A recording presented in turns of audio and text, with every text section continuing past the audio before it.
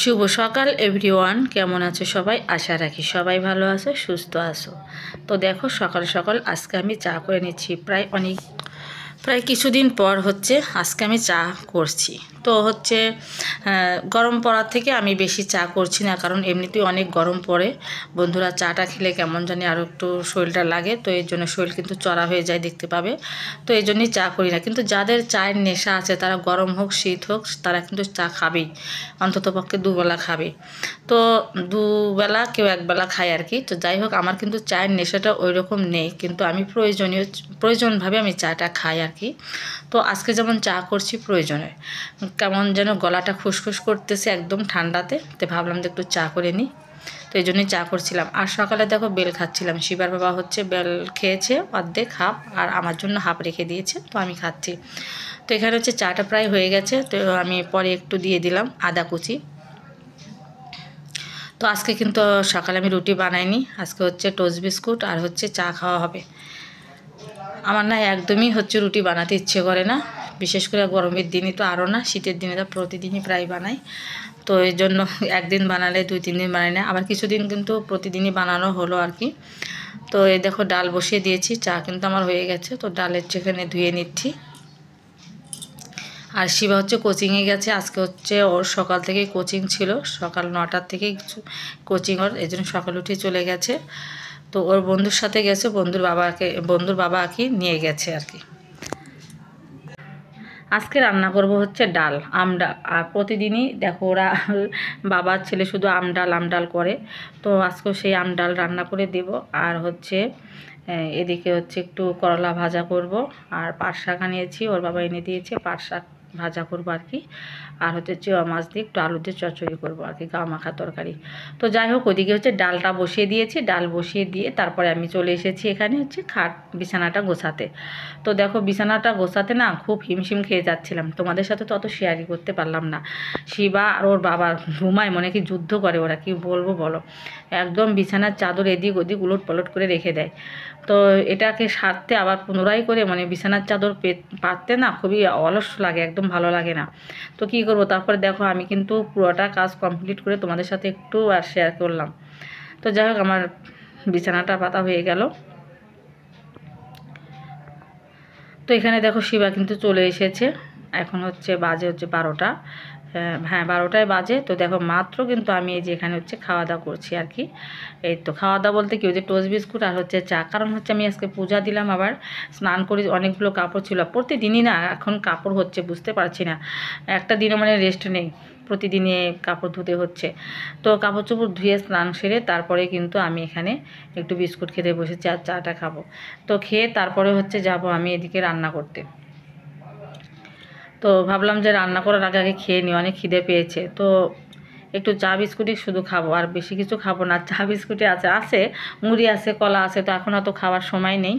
এমনিতেই রান্নার টাইম হয়ে গেছে, 12টা বাজে। তো তাড়াতাড়ি রান্না করতে যাই, কারণ হচ্ছে চুলা তো আমার এদিকে একটা, রান্না করতে করতে আমার একটু এমনি অনেকই দেরি হয়ে যায় আর কি। দেখা যায় রান্নার কাজে গেলে অন্য কাজ আর আমি করতে পারি না, ওই মাঝে মাঝে দৌড়াদৌড়ি কাজ করতে পারি। হয়তো রান্না করছি একটু হচ্ছে এই তো আসবাবপত্রগুলো মুছে নিলাম, রান্না করছি একটু কাপড়গুলো মেলে দিলাম, রান্না করছি কাপড়গুলো শুকিয়ে গেছে একটু হঠাৎ করে তুলে নিয়ে আসলাম, এইরকম আর কি। তো এখানে দেখো কাপড়গুলো ধুয়ে রেখেছিলাম, তো সেগুলো হচ্ছে মেলে দেব। তো রেখেছিলাম একদম এখানে যে একটু জল ঝরার জন্য চিপে চিপে রেখেছিলাম, তো জল ঝরে গেছে। তো এখন আমি যা রোদ্রে দেব, আর যে রৌদ্র চৈত্র মাসের রৌদ্র, সরি বৈশাখ মাস পড়ে গেছে, আজকে হচ্ছে 2 তারিখ বৈশাখ মাসের, তো সেই রৌদ্র উঠেছে আর কি। তো এখন কাপড় যদি মেলে দিই, আর এখানে দেখো অন্ধকার লাগছে, কারণ হচ্ছে হঠাৎ করে হচ্ছে বিদ্যুৎ চলে গিয়েছিল, তো এই জন্য হচ্ছে ওই মাঝখানের ঘরটা হচ্ছে একটু মানে অন্ধকারই আর কি। তো এই যে মেলে দিতে যাচ্ছি কাপড়গুলো। আর এই ঘরটা না মানে জানালা আছে তো দুই পাশে, বেশি অন্ধকার মনে হয় না আর কি। আজকে তোমাদের সাথে দুপুরের রান্নাটা কিন্তু শেয়ার করিনি। তো দেখো কী কী রান্না করেছি একটু দেখিয়ে দিই। আর আমি এখনও রান্না করছি, ভাত এইমাত্র হচ্ছে মার গালতে দিলাম আর কি।